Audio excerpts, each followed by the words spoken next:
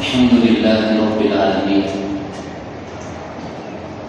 والصلاة والسلام على سيد الأنبياء والمرسلين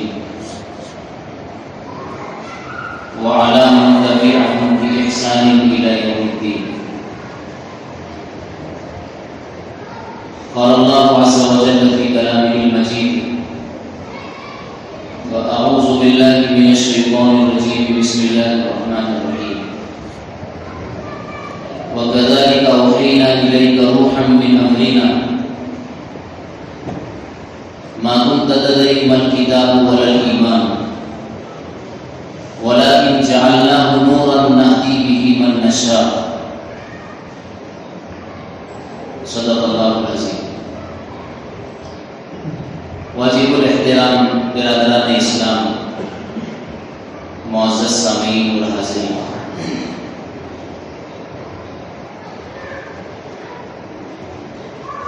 اللہ تعالیٰ نے ہمیں بہت ساری نعمتوں سے نوازا ہے. اس میں بہت بڑی نعمت ہمیں اللہ تعالیٰ نے اولاد کی عطا فرمائی ہے.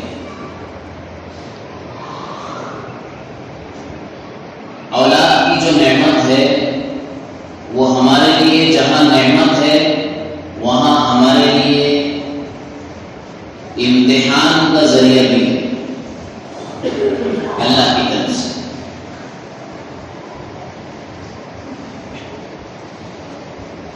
اور اولاد کی نعمت محض اللہ کے خزانے سے ملتی ہے.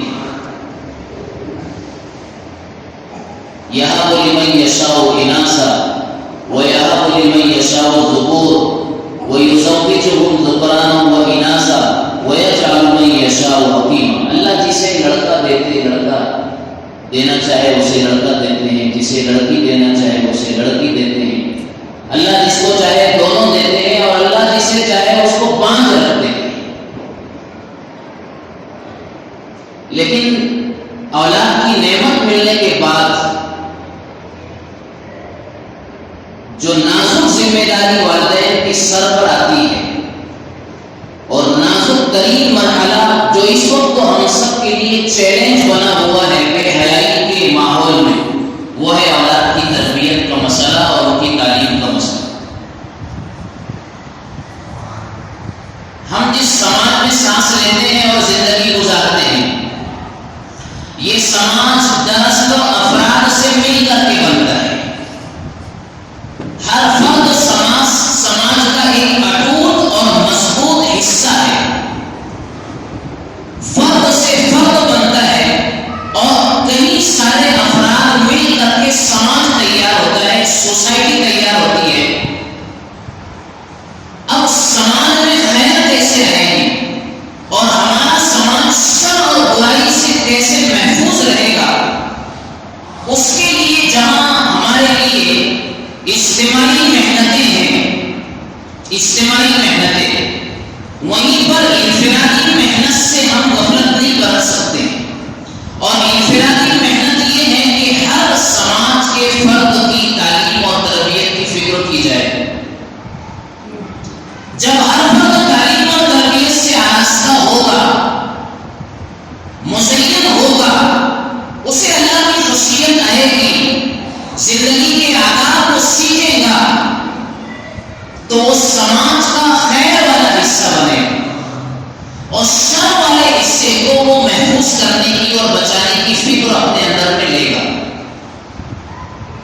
اب بنیادی طور پر ہر فرد کے لیے 3 قسم کے معلم اور استاد ہوتے ہیں.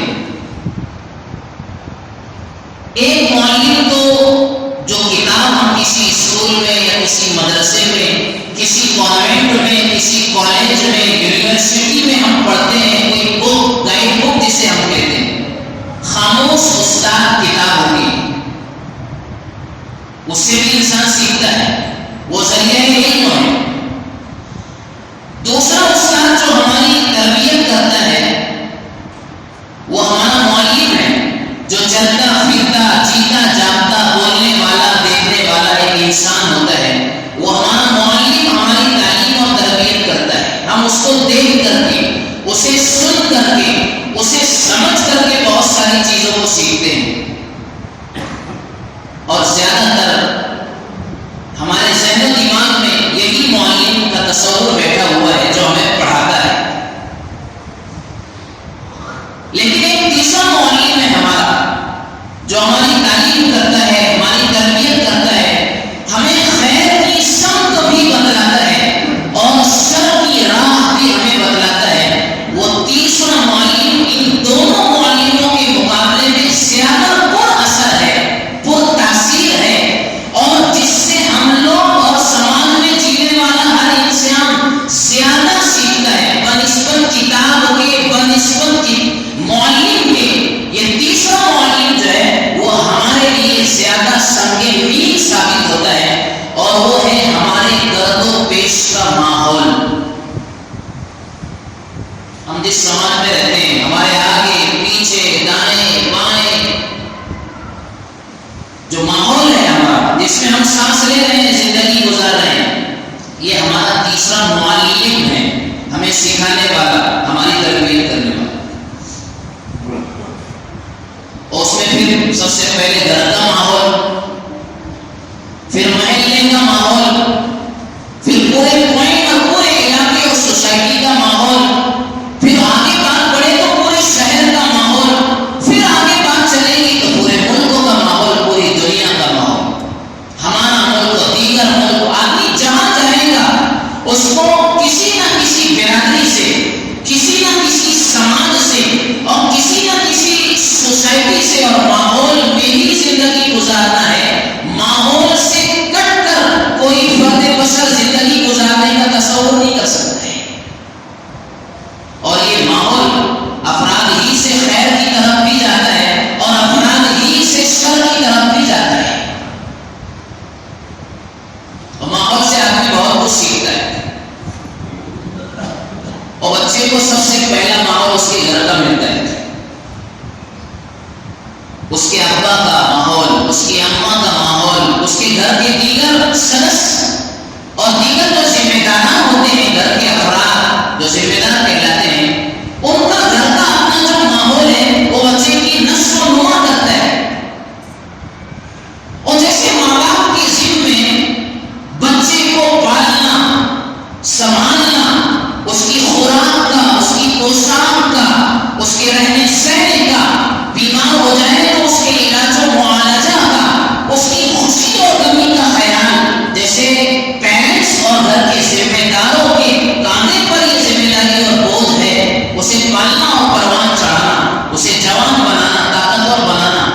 اس سے اہم ترین ذمہ داری ماں باپ کی اور اس کے گھر کے ذمہ داروں کی یہ ہے کہ میرا یہ معصوم بچہ سماج کا ایک عزت دار، غیرت مند، باوقار، سلجھا ہوا، سنجیدہ انسان بن کر کے یہ زندگی گزارے. اس کی فکر ماں باپ کی ذمہ داری ہے.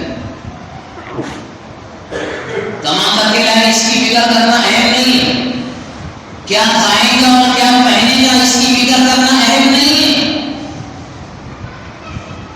اللہ تعالیٰ نے اس کو دنیا دکھائی ہے، اللہ اس کو سنبھالیں گے. وما من دابۃ فی الارض الا علی اللہ رزقها، رزق کو پہنچانے کی ذمہ داری اللہ تعالیٰ کی ہے. رزق کو کسی کا چھوٹ نہیں سکتا ہے. خلاق اکبر سے سفید پتھر کے کیڑے کو غذا ملتی ہے پتھر سے. وہ اہم مسئلہ نہیں کھائے گا کیا اور کمائے گا، یہ اہم مسئلہ نہیں جو ہم نے اہم بنایا ہے. اہم مسئلہ یہ ہے کہ اس کا عقیدہ کیا رہے گا. اہم مسئلہ یہ ہے کہ یہ سوسائٹی میں عزت کی زندگی گزارے گا یا شریک بن کر کے اپنے آپ کو رکھے گا. اہم مسئلہ یہ ہے کہ یہ با اخلاق اور با کیریکٹر بنتا ہے یا بد اخلاق اور جو ہے برے اخلاق کا یہ مالک بنتا ہے. یہ زندگی کیسے گزارے گا، ہماری موجودگی میں بھی یہ ہماری نیک نامی کا ذریعہ بنے گا یا ہماری بدنامی کا ذریعہ بنے گا. یہ پورے سماج کی سب کو اپنے کارناموں سے بلندیوں پر لے جائے گا یا اپنی بد کرداری سے، بد چلنی سے اور اپنے جو ہے بے ڈھنگی زندگی سے ہمارے لیے، قبیلے کے لیے، خاندان کے لیے، پورے سماج اور سوسائٹی کے لیے بدنما عنوان بنے گا اور ذلت کا نشان بنے گا. یہ سوچنا اہم مسئلہ ہے اس وقت ہمارے لیے. یہ اہم بات ہے. اور اس کے لیے کیا کرنا ہے؟ ہم سوچیں گے، سب سے پہلے تو سوچنا ہے کہ یہ اہم مسئلہ ہے، یہ نازک ذمہ داری ہمارے کاندھوں پر ہے. سب سے پہلے تو یہ فکر جاگنا چاہیے سرپرستوں کو اور ذمہ داروں کو. آج نہیں، بچے جنگل کے کانٹوں کی طرف پروان چڑھ رہے ہیں ہمارے معاشرے میں. آج ہمارا نوجوان جس طریقے سے اور جس طرح سے زندگی کے ساتھ جی رہا ہے، اس سے یہی لگتا ہے کہ ذمہ داروں نے واقعات ان کی جیسی فکر کرنا چاہیے تھی، تعلیم کی، تربیت کی، انہیں ایک اچھا انسان بنانے کی، سماج کا حصہ بنانے کی انہوں نے فکر نہیں کی. لیکن سوچا ہی، ہم نے سوچا تو یہ ہے کہ یہ تھوڑا بڑا ہو جائے تو یہ 2 پیسے کما کر کے کیسے لاگت کے دے گا. ہم نے سوچا تو ضرور یہ جوان ہو جائے تو اس کا رشتہ ہمیں کہاں کرنا ہے، کسی مالدار گھرانے میں، کسی مالدار بہو کو اپنی جو ہے گھر کا حصہ بنا کر کے لانا ہے. یہ تو سوچا ضرور ہے، لیکن یہ نہیں سوچا جو میں نے پہلے کہا، جو ہماری پہلی ذمہ داری ہے. تو پہلا ماحول اس کو ہم گھر کا دیں گے. اسی لیے ماہرین نفسیات اور سائیکولوجی کے جو ماہرین لوگ ہیں، ان کا یہ ماننا اور کہنا ہے، اور جس کو آج کی سائنسوں نے پروف کیا ہے اور تسلیم بھی کیا ہے، کہ 1 سال کی یعنی 1 مہینے کی عمر سے لے کر کے 5 سال کی عمر کا جو بچہ ہے، جسے ہم معصوم کہتے ہیں، بے شعور کہتے ہیں اور نادان و ناسمجھ کہتے ہیں، یہی دراصل یہ زمانہ 5 سال کا پوری زندگی کی بنیاد اور اپنے ماحول سے، اپنے پیرنٹس سے، اپنے ذمہ داروں سے سیکھنے اور سمجھنے، ایکسپٹ کرنے اور اپنے اندر چیزوں کو ضبط اور جذب کرنے کا زمانہ ہے. غور کریں آپ نے بات، یہ 5 سال جس کو ہم انتہائی غفلت کے ساتھ گزار دیتے ہیں، یہی تو وہ 5 سال ہے اس کی نوعمری کے، چھوٹے اور بچپنے کے، جس میں وہ سب کچھ دیکھتا ہے، سنتا ہے، سمجھتا ہے، جسے ہم نادان اور بے شعور سمجھ کر سب کچھ اس کے سامنے کہتے ہیں، کرتے ہیں، لیکن وہ سب کچھ سمجھ رہا ہے اور اپنے اندر میں لے رہا ہے، ایک ریکارڈر کی طرح اپنے اندر میں وہ ریکارڈ کر رہا ہے. یہی 5 سال کا زمانہ ہے. اب یہ 5 سال میں جو گھر کے ماحول نے اس کو دیا ہے اور جو اس نے سیکھا ہے اپنے بڑوں سے، جو دیکھا ہے اپنی آنکھوں سے، جو سنا ہے اپنے کانوں سے، وہی اندر میں گیا ہے. اب جو ڈالا گیا ہے اس کے اندر، وہی بعد میں اس کی ذات سے اور اس کے ہاتھ پیر سے، اس کے ہر نقل و حرکت سے وجود میں آئے گا بعد میں.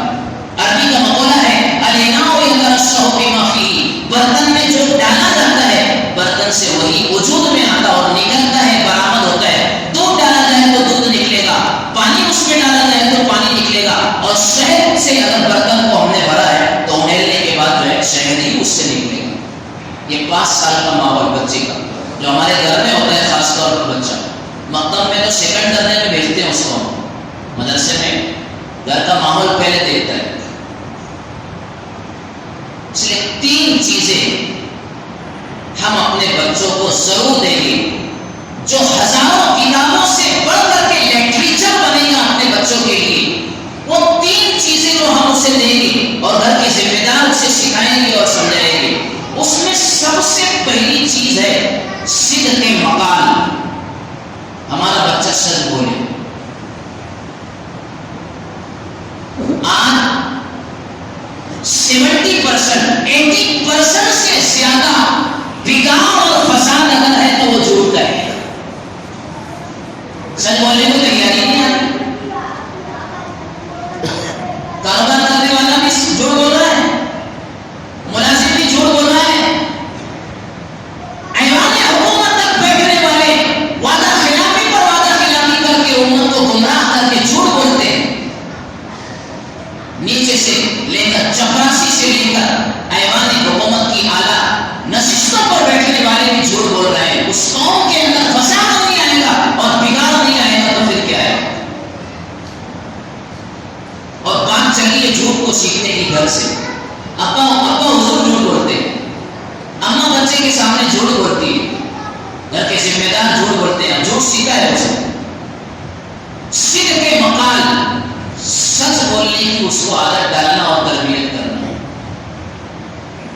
رسول اللہ صلی اللہ علیہ وسلم ارشاد فرماتے ہیں الصدق ینجی والکذب یہلک، سچ انسان کو نجات دیتا ہے، بچا دیتا ہے، اور جھوٹ انسان کو پھنسا دیتا ہے اور اس کو ہلاکت کے دلدل میں ڈال دیتا ہے۔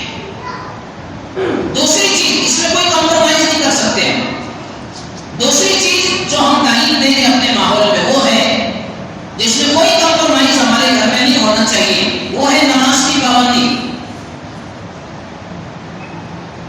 کہ نماز اس کو نورانی چہرے والا بنائے گی، نماز اس کی زندگی میں، اس کی جوانی میں برکت لائے گی، اور نماز کے راستے سے ہمارا یہ بچہ بہت ساری بے حیائی اور فحاشیت سے اپنے آپ کو بچائے گا، کیونکہ قرآن کریم کا وعدہ ہے ان الصلاۃ تنہی عن الفحشاء والمنکر ولذکر اللہ اکبر۔ نماز بہت سارے منکرات سے، بے حیائی کے کاموں سے انسان کو روک لیتی ہے۔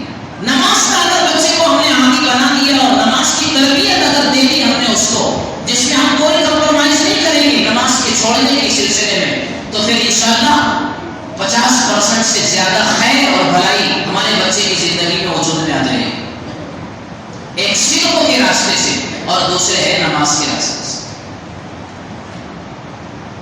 اور تیسری چیز جو ہم اپنے بچوں کو دیں گے جس میں ہم کوئی اس سے صلح نہیں کریں گے، وہ ہے علم کی سیکھنے میں، علم اسے دینا ہے۔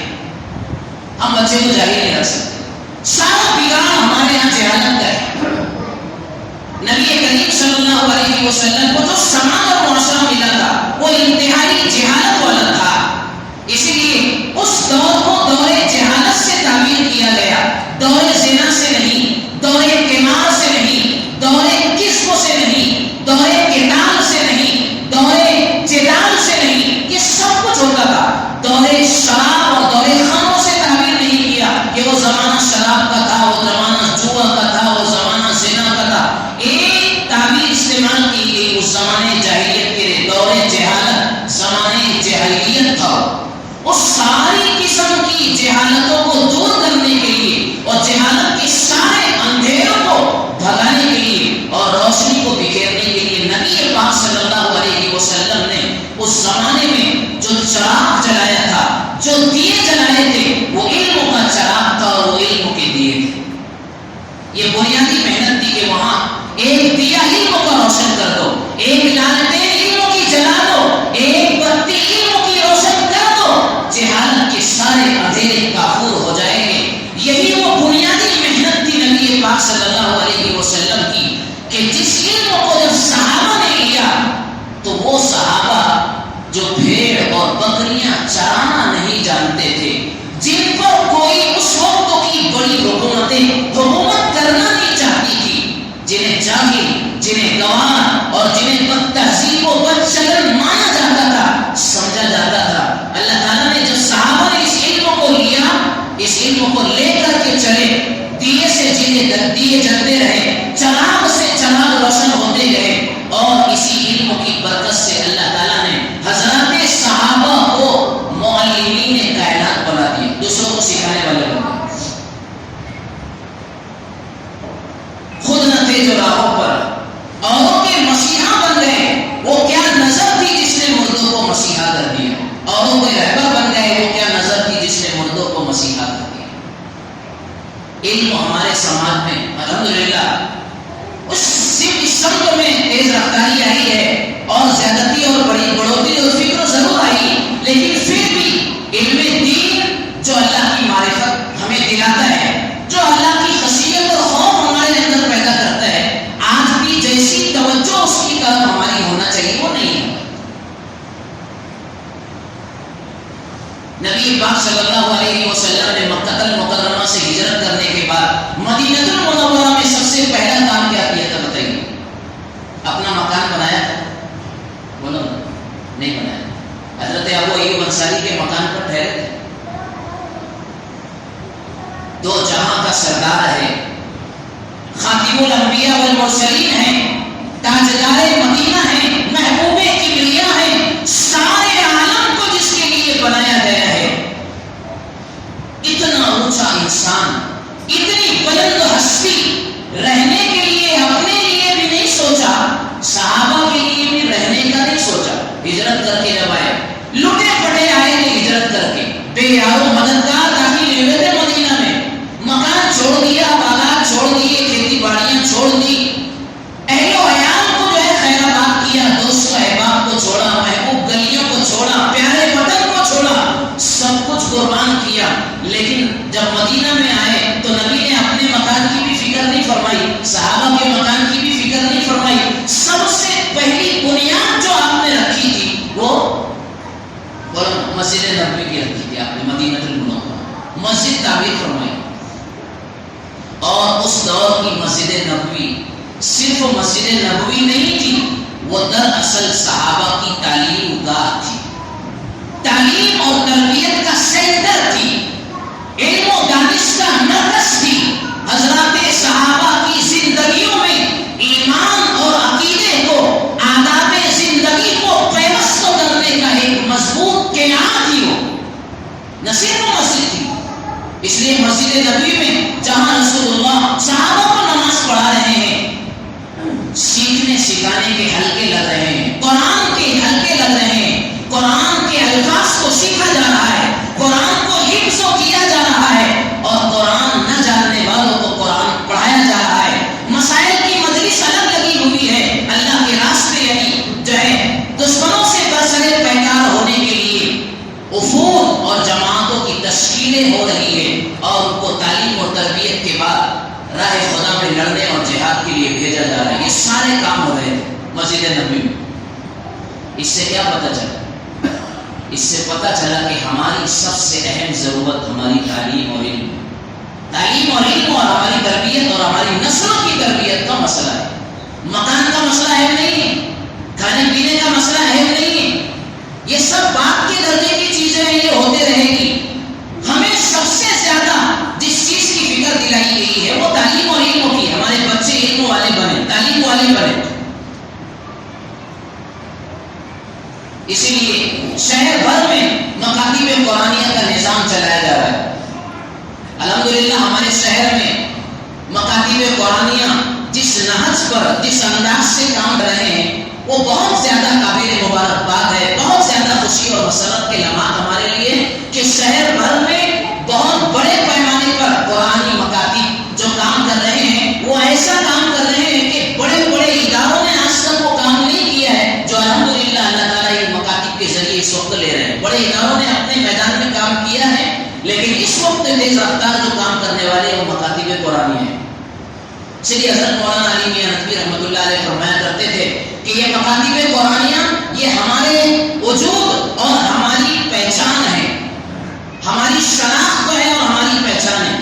گویا یہ ہمارے مکاتب قرآنیہ جیسے جسم کے اندر ریڑھ کی ہڈی ہوتی ہے، اسی طرح ہمارے سماج میں قرآنی مکاتب اور قرآن کے پڑھنے پڑھائے جانے والی جو درسگاہیں ہیں یہ ریڑھ کی ہڈی کی حیثیت رکھتی ہے، اور ہم جانتے ہیں کہ پوری باڈی میں ریڑھ کی ہڈی کی کیا حیثیت ہوتی ہے، پورا بدن اسی پر کھڑا ہے اور چل رہا ہے، اسی کے سہارے اور بنیاد پر مکاتب قرآنیہ میرے بھائیوں مضبوط رہیں گے، قائم ہوتے رہیں گے، ہماری نسل نو، نیو جنریشن ان مکاتب قرآنیہ میں عقیدے کی تعلیم، اسلام کی تعلیم، اللہ کا خوف و خشیت، والدین کی اطاعت و فرمانبرداری، زندگی کے آداب، مسائل زندگی، یہ سب کچھ سیکھیں گے، پڑھیں گے، سمجھیں گے، اللہ کا خوف ان کی زندگی میں آئے گا، اس کے بعد ہی کسی کی اطاعت پر آئے گا۔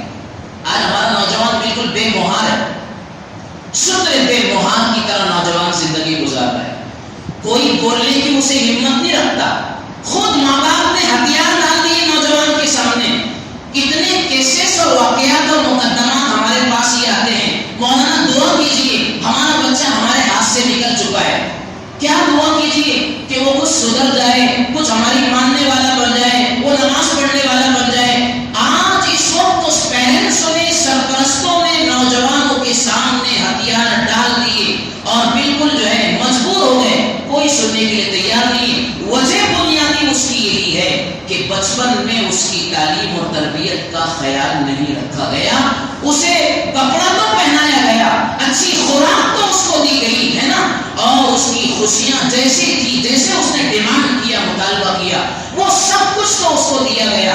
اگر محروم رکھا گیا ان نوجوانوں کو تو تعلیم سے محروم رکھا گیا۔ آج سماج میں وہ سر کا حصہ بن کر کے اور بیک کیریکٹر اپنا کر کے زندگی گزارنے پر مجبور ہے، اس لیے کہ ان کو اعلیٰ تعلیم سے دور رکھا گیا، آداب زندگی سے انہیں دور رکھا گیا، سکھایا نہیں۔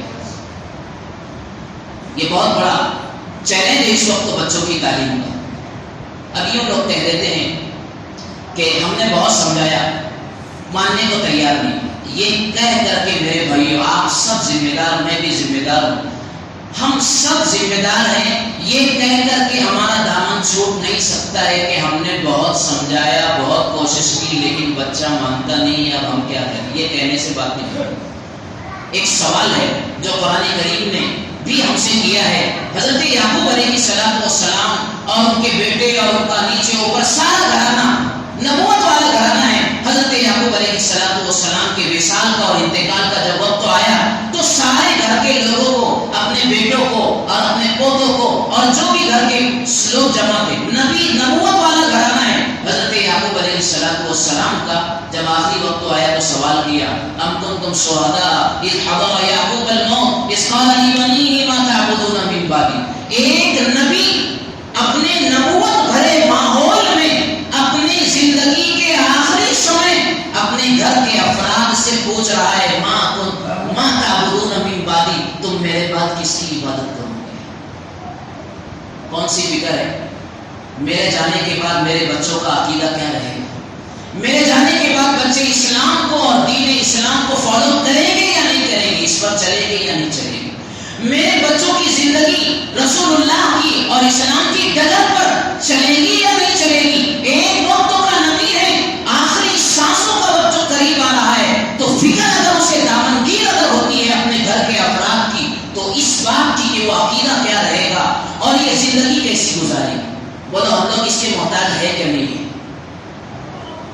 بڑے محتاج ہیں، ہزاروں گنا زیادہ ہم اس بات کے مکلف ہیں، محتاج ہیں کہ ہم اپنی زندگانی میں اپنے بچوں کی تعلیم اور تربیت کی فکر کریں۔ میرے بھائیوں، ہمارے اکابرین اس وقت یہ بات کہتے ہیں کہ ہم ایک وقت تو بھوکے رہ جائے، الحمدللہ اس امت پر یہ وقت تو ابھی نہیں آیا ہے۔ اللہ تعالیٰ نے اس امت کو جو ہے خوشحال رکھا ہے، خوشحال رکھا ہے، لیکن پھر بھی اگر نوبت اگر ایسی آ جائے تو ہم تر نوالے کی بجائے سوکھا نوالا کھا لیں گے۔ یہ طے کر لیجیے کہ تر نوالے کی بجائے ہم سوکھا نوالا کھا لیں گے، اعلیٰ غذا کی بجائے ہم معمولی غذا سے اپنے جو ہے بھوک کو مٹا دیں گے، اعلیٰ کوالٹی کی بجائے ہم ادنا درجے کے قیمت والے کپڑے پہن لیں گے، محلات اور کوٹھیوں اور بنگلوں میں رہنے کی بجائے ہم جھوپڑیوں میں رہ کر کے زندگی گزار لیں گے، لیکن اپنی اولاد کو تعلیم سے محروم نہیں رکھیں گے۔ یہ طے کرنا ہے، اس لیے کہ ہمارے ملک میں آنے والا سمے، موجودہ حالات، آنے والا جو وقت ہے میرے بھائیوں، وہ بے علموں کا نہیں ہے، تعلیم و تربیت سے دور رہنے والوں کا نہیں ہے۔ آج جس کے پاس علم نہیں ہے، چاہے وہ دین کا ہو چاہے وہ دنیا کا ہو، جس کے پاس علم نہیں ہے اسے فٹ بال کی طرح ادھر سے ادھر لات ماری جاتی ہے، اس لیے کہ اندر سے وہ خالی ہے۔ اگر ہم اپنے بچوں کو تعلیم اور تربیت سے آراستہ نہیں کرتے، وہ ہمارے لیے بھی درد سر بنیں گے، پورے سماج کے لیے ناسور بنیں گے۔ آج آپ جانتے ہیں گرد و پیش کے ماحول میں، اطراف و اکناف میں، قرب و جوار میں، ملک کے حالات میں آپ جانتے ہیں کہ ہماری بچیاں، ہمارے شہر کا کل کا واقعہ ہاسپٹل میں ہماری بچیاں غیر مسلموں کے ساتھ جو ہے بیاہ کر رہی ہے اور ان کے ساتھ جو ہے پریم اور محبت کی زندگی اور انگیجمنٹ کر کے وہ جینا چاہتی ہے۔ اس کی وجہ یہ کہ ان کو دین کی تعلیم نہیں دی، اللہ کا خوف ان کو نہیں دلایا گیا، مذہب اسلام کی حقانیت، سچائی اور مذہب اسلام کی جو ہے کہنا چاہیے کہ افادیت اور نافعیت، اس کا فائدہ مند ہونا ہم نے بچوں کے ذہن و دماغ میں بچپن سے ڈالا نہیں ہے۔ آج ہماری نسل نو اسلام کو اپنی ترقی میں روڑا سمجھتی ہے، وہ سمجھ رہے ہیں یہ بات کو کہ ہم اگر اسلام کے ساتھ چلیں گے تو پیچھے رہ جائیں گے، ہمیں بھی دنیا کی دوسری قوموں کے ساتھ ماڈرن زندگی گزارنا ہے، ماڈرنزم کو اپنانا ہے اور ایک آزادانہ بے فکری کی زندگی گزارنا ہے جس میں ہماری زندگی میں ہم پر کوئی لگام نہ رہے، ایسی زندگی گزارنا چاہتی ہے۔ ہماری مسلم بچیاں نہ جانے کتنے واقعات ہو گئے غیر مسلموں کے ساتھ شادی رچانے پر مجبور ہے۔ ہمارے کل کا واقعہ ہے ہمارے شہر کا، جب انہیں آن دا اسپاٹ پکڑا گیا تو ہوا کیا ہے جن لوگوں نے یہ کیس کو پکڑایا انہیں پر دیش دروہی کا مقدمہ لگا دیا گیا. اور جب ایسی بچیوں کو ان کے ماں باپ کے حوالے کیا جاتا ہے تو پیرنٹس اور ماں باپ یہ کہہ کر کے دامن چھڑاتے ہیں کہ تم ہماری بچی پر الزام لیتے ہو، ہماری بچی ایسی نہیں. جبکہ اسپورٹ پر اسے پکڑا گیا، اس کے ثبوت اور شواہد ہیں، اس کے ماں باپ اس کے باوجود بھی والدین اور پیرنٹس اس کو نظر انداز کرتے ہیں. پتہ یہ چلا کہ انہوں نے اپنے گھر سے انہیں آزادانہ ماحول دیا تھا. میرے بھائیوں، معاملہ بہت آگے تک جائے گا، بہت دور تک جائے گا، اور پھر یہ ہمارے لیے پوری زندگی کے لیے درد سر بنے گا. اس لیے اپنی اولادوں کی فکر کرنا، ان کی تربیت کرنا اور دین کی بنیادی تعلیم سے ان کو مزین اور آراستہ کرنا. اس وقت تو جس طرح 2 وقتوں کا کھانا ہمارے لیے ضروری ہے، اسی طرح تیسرا کھانا اور تیسری ذمہ داری ہمارے لیے یہ ہے سب سے زیادہ ان دونوں کے مقابلے میں کہ ہم اپنی اولاد کو تعلیم سے آراستہ کریں. ہمارے مکاتب مضبوط انداز میں چلنا چاہیے. ان مکاتب میں پڑھانے والوں کی پگار مضبوط ہونا چاہیے، کیونکہ مضبوط کام کرنے والوں کو مضبوط پگار چاہیے. آج مسئلہ کیا ہے؟ ہم اس تعلیم کو اتنا معمولی سمجھتے ہیں. ماہانہ 100 روپیہ فیس، ماہانہ 100 روپیہ فیس. میں آپ سے سوال کرتا ہوں، ہم لوگ ماہانہ اپنے موبائل میں ریچارج کتنے کا مارتے ہیں؟ 200-250 روپے سے کم کا ریچارج تو نہیں. ہم 200-250 روپے نیٹ بیلنسوں کو لینے کے لیے اور اس میں فضول چیزوں کو دیکھنے اور سمجھنے کے لیے، میں سب کو نہیں کہتا ہوں کہ سب فضول کام کرتے ہیں، لیکن عموماً جو استعمال ہمارے موبائل کا ہے وہ زیادہ اسی کے لیے 200-250 روپیہ ماہانہ ہمارے صرف موبائل کا ریچارج جو ہے. گٹکے پان تمباکو کا خرچہ ہر ایک کا اپنا اپنا الگ ہے. سینکڑوں روپیہ ماہانہ میرے بھائیوں ہمارا ایسی چیزوں پر خرچ ہو رہا ہے جو چیزیں یا تو فضولیات کے دائرے میں آتی ہے یا غیر شرعی کاموں کے دائرے میں آتی ہے. وہ خرچ کرنا تو ہمارے لیے آسان ہے، لیکن مکتب کی 100 روپے کی فیس دینا ہمارے لیے مشکل ہوتا ہے. ہمارے معلمین نے اس کو بتلایا کہ مولانا یہاں تو جو ہے نا 100 روپیہ بھی فیس رکھو، تو بولتے اس سے یہ تو بہت زیادہ ہو گئی. کیا مطلب ہے اس کا؟ مطلب اس کا یہ ہوا کہ جو ہے دین کی تعلیم ہماری نگاہوں میں کوئی عزیز نہیں، محبوب نہیں، پسندیدہ نہیں، ایک معمولی گھٹیا چیز ہم اس کو سمجھ رہے ہیں اپنے عمل سے. اور جب ہمارے پروگرام ہوتے ہیں میرے بھائیوں، اس وقت تو بہت دکھ ہوتا ہے جب کوئی دینی جلسہ ہوتا ہے تو جتنے بچے اس مکتب میں اساتذہ کی محنت سے پڑھتے ہیں اتنے بچوں کے گھر کا ایک ایک فرد بھی مشکل سے پروگرام میں حاضر ہوتا ہے. بولا ایسا ہی ہے، تم جانو، تمہارا کام جانے. یہ تو ایسا سمجھ رہی ہے امت کہ یہ تعلیم اور علم دین اور تعلیم یہ تو چند دیوانوں کا کام ہے، یہ دیوانے ہیں، یہ دیوانے یہ کام کرتے رہیں گے. ہم تو اپنی دنیا بنائیں گے، ہم تو اپنی آزاد روش پر چلیں گے. میرے بھائیوں، اولاد اللہ تعالیٰ کی بہت بڑی نعمت ہے، اور جہاں وہ نعمت ہے ہمارے لیے وہیں اللہ کی طرف سے ہمارے لیے زحمت بھی بن سکتی ہے. انما اموالکم و اولادکم فتنہ، قرآن کریم نے کہا ہے تمہارے مال بھی تمہارے لیے فتنہ ہے، تمہاری اولاد بھی تمہارے لیے فتنہ ہے. اور فتنے کا معنی اہل علم لکھتے ہیں آزمائش کا ذریعہ اور سامان ہے. اگر اولاد کو نیک بنیادوں پر اگر ہم نے اٹھا نہیں دی، علم سے ان کو اگر ہم نے محروم رکھا، تربیت اگر ہم نے نہیں کروائی، میرے بھائیوں سنیے، علماء کہتے ہیں اور اہل علم نے لکھا ہے کہ دنیا کا سب سے بڑا یتیم وہ ہے جس کو علم دین سے محروم رکھا گیا ہے. لیس الیتیم الذی مات والدہ، لیس الیتیم الذی مات والدہ، انما الیتیم یتیم العلم والادب. یتیم اس کو نہیں کہتے ہیں جس کے باپ کا انتقال ہو گیا ہو، یتیم اس کو کہتے ہیں حقیقت میں جس کا باپ تو موجود ہو لیکن باپ نے اپنے بیٹے کو جاہل رکھا، گواہ رکھا، آداب زندگی نہیں سکھایا. سماج میں اس سے بڑا یتیم اور کوئی نہیں ہو سکتا ہے. جس پر جتنے آنسو بہائے جائیں میرے بھائیوں وہ کم ہے. علم ہماری زندگی کی میراث ہے، نبوت کی میراث ہے، ہمارے ماحول کے لیے مینارے نور اور روشنی کا سامان ہے، روشنی ہے. اس کے بغیر ہم ایک اچھی زندگی گزار نہیں سکتے ہیں. اس لیے مکاتب قرآنیہ پورے شہر میں، آپ کی بستی میں اور آپ کے علاقے میں جو چلتے ہیں، ہمیں ان کا تعاون کرنا چاہیے. اپنے بچوں کو اس میں ڈالنا چاہیے، بھیجنا چاہیے۔ الحمدللہ آپ کو سن کر کے مسرت اور خوشی ہوگی کہ آپ کی اس مسجد فاطمہ آنگن میں الحمدللہ مدرسہ ریاض الجنہ کے زیر اہتمام اور سرپرستی میں اس کی شاخ کا اجرا اور اس کا افتتاح اور اس کی شروعات ہونے جا رہی ہے اسی مسجد میں۔ اور حضرت مولانا استاد محترم حضرت مولانا کلیم احمد صاحب قاسمی دامت برکاتہم کی سرپرستی میں اور آپ کی توجہات سے الحمدللہ آپ کی اس مسجد کے اندر مدرسہ ریاض الجنہ کے زیر اہتمام اور سرپرستی میں اس کی شاخ کے طور پر ایک مدرسے کا آغاز اور مدرسے کا قیام وجود میں آ رہا ہے، جس کا پروگرام انشاءاللہ آئندہ جمعرات آنے والی جمعرات کو بعد المغرب ہوگا، جس میں بچوں کا پروگرام ہوگا اور جو ہے تعلیم و تربیت کی اہمیت پر مزید وہاں پر گفتگو کی جائے گی۔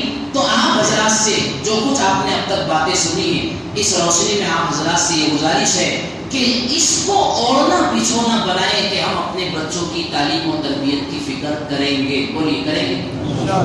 اچھی سے اچھی فیس مدرسے کو ہم دیں گے، اپنی کمائی کا ایک مضبوط حصہ الگ نکال کر کے ہم مدرسے کے معلمین، اس کے منتظمین اور اس کے لوازمات و اخراجات کے لیے ہم آگے بڑھیں گے۔ یہ ہمارا کام ہے، ہماری نسل نو کو دین و ایمان اور اسلام پر آئندہ زمانے میں اور موجودہ زمانے میں چلنے کا ایک سامان فراہم کرنا ہے۔ ہم چلے جائیں گے میرے بھائیوں، اگر اولاد کو اگر ہم نے ظاہر رکھا، وہ اولاد قبر پر چراغ تو چلانے آئے گی، لیکن دو لفظ قرآن پڑھ کر کے ایصال ثواب کرنے والی نہیں ہوگی۔ بہت اہم بات ہے، یہ صدقہ جاریہ بنے گی اولاد جس کو ہم نے تعلیم سے آراستہ کیا ہو، اس لیے اس کو اپنی ذمہ داری سمجھیے۔ اور آنے والا جو جمعرات کے لیے جو پروگرام ہونے والا ہے، آپ اس میں بذات خود شریک رہیں، سب شریک رہیے۔ آج ہمارے علاقوں میں الیکشن کب ہے؟ ابھی دیکھو 6-8 مہینے کے بعد، لیکن بھیڑ دیکھے کہ نہیں آپ نے؟ دیکھے کہ نہیں دیکھے؟ XYZ کس کی بھی جلسے کی بات، بھیڑ ہے نا؟ کیا بولا جاتا وہاں پر؟ مالیگاؤں کی روڈ کانچ کی بنا دیں گے ہمیشہ، ہر ایک کے ٹیرس کے اوپر جو ہے پلین اترنے لگے گا۔ یہ سب دھوکوں سے نکل جائیں گے میرے بھائیوں۔ ہمیں فاؤنڈیشن بنیادی کام اپنے ماحول اور اپنے گھر سے شروع کرنا ہے۔ ہماری بچوں کو نہ کوئی اعلیٰ تعلیم دے گا، میں آپ کو صاف لفظوں میں کہتا ہوں، آپ ان مدرسے والوں اور مکاتب والوں کے لیے دعا بھی کیجیے، فنڈنگ اور مالی تعاون کے ساتھ ان کے لیے دعا بھی کیجیے، انہیں اپنی نسلوں اور بچوں کو ان کی گودیوں میں ڈال دیجیے۔ یہی دراصل ہماری نسلوں اور بچوں کی حفاظت اور ایمان کی حفاظت کے لیے تیاری اور محنت کر رہے ہیں۔ یہ دیوانے ہیں، اللہ نے ان دیوانوں کو کھڑا کیا ہے مدرسے والوں کو، ورنہ ہمارے بچوں کو کوئی پوچھنے والا نہیں، نہ ان کو کوئی تعلیم دے گا، نہ کوئی ان کو روزگار دے گا، اور نہ ان کو کوئی اچھی زندگی دینے کے لیے فکر مند ہے۔ اگر کوئی فکر کر رہا ہے تو وہ اہل مدارس ہے، اگر کوئی فکر کر رہا ہے تو وہ علماء ہے، اور جو معمولی اور کم پگار اور کم تنخواہوں پر کام کرنے والے میرے بھائیوں، یہ اس امت کے محسن ہیں، اور محسن کی احسان شناسی ہماری ذمہ داری ہے۔ اس لیے ہم جو ہے اس چالو ہونے والے شروع ہونے والے مکتب کو اپنا مکتب اپنا مدرسہ سمجھتے ہوئے فکریں کریں گے۔ جو بھی آپ سے تعاون اور جو بھی آپ سے گزارشات کی جائے گی، آپ اس پر جو ہے تہہ دل سے اور دل کے کہنا چاہیے کہ پوری چاہتوں کے ساتھ آپ اس میں اپنے آپ کو شریک کریں گے، اس کو اپنے آپ کو اس کا ایک مضبوط فاؤنڈر مضبوط حصہ بنا کر کے اس مکتب کو آپ جو ہے کامیابی سے امکنار کریں گے۔ اللہ تعالیٰ مجھے آپ کو ہم سب کو عمل کی توفیق عطا فرمائے۔ وآخر دعوانا الحمدللہ۔